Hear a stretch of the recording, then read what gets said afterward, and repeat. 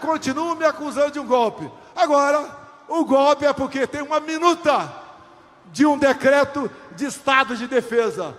Golpe usando a Constituição? Apesar de não ser golpe, o estado de sítio não foi convocado ninguém dos Conselhos da República e da Defesa para se tramar ou para se botar no papel a proposta do decreto de estado de sítio. Bolsonaro fez na Avenida Paulista, em 25 de fevereiro de 2024, uma grandiosa manifestação de massa. Sem dúvida, foi aparentemente uma grande vitória para Bolsonaro.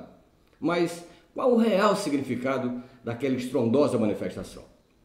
Primeiro, o bolsonarismo, enquanto expressão do movimento da extrema-direita internacional, é um movimento de massa inegável e que continuará existindo mesmo após a prisão de Bolsonaro e de ao menos metade de seus congressistas, incluindo seus 3 filhos mais velhos.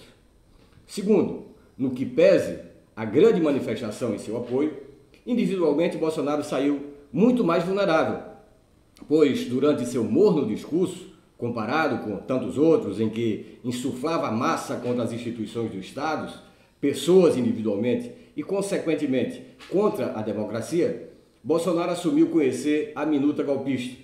Segundo ele, tratava-se de uma minuta de estado de sítio e, portanto, estaria dentro do que ele chama as 4 linhas da Constituição.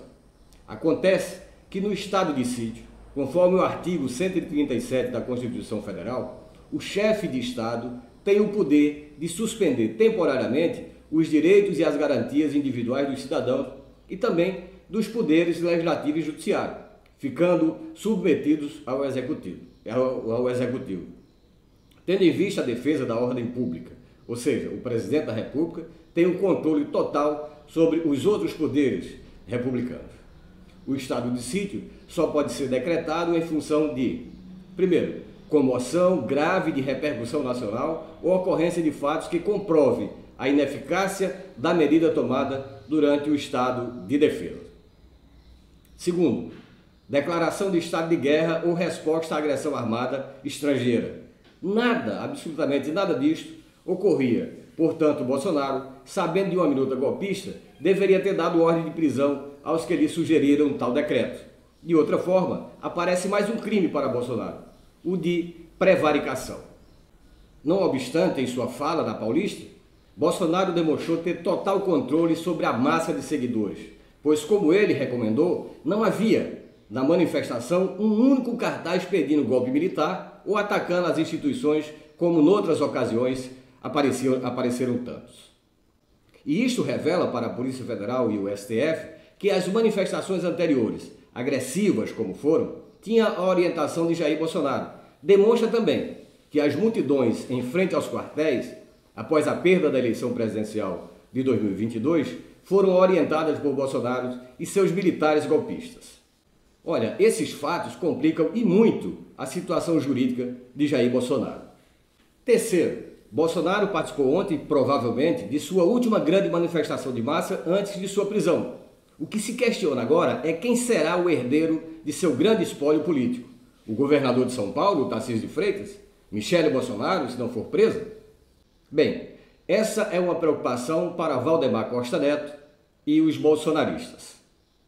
Agora vamos a uma comparação.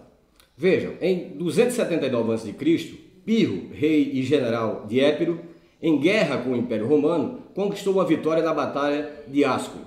Porém, o número de baixas de oficiais e soldados comprometeu a continuidade da guerra contra os romanos. Ao observar os soldados da batalha, ou os saldos da batalha, Pirro teria dito, abre aspas, outra vitória como esta e estamos acabados, fecha aspas. O episódio ficou conhecido como a Vitória de Pirro, termo que hoje é utilizado para descrever uma vitória militar ou política com efeitos prejudiciais ao vencedor. E foi isso que ocorreu com a vitória de Bolsonaro na Avenida Paulista. Uma vitória de Pirro, na qual ele, Jair Bolsonaro, perdeu mais que ganhou.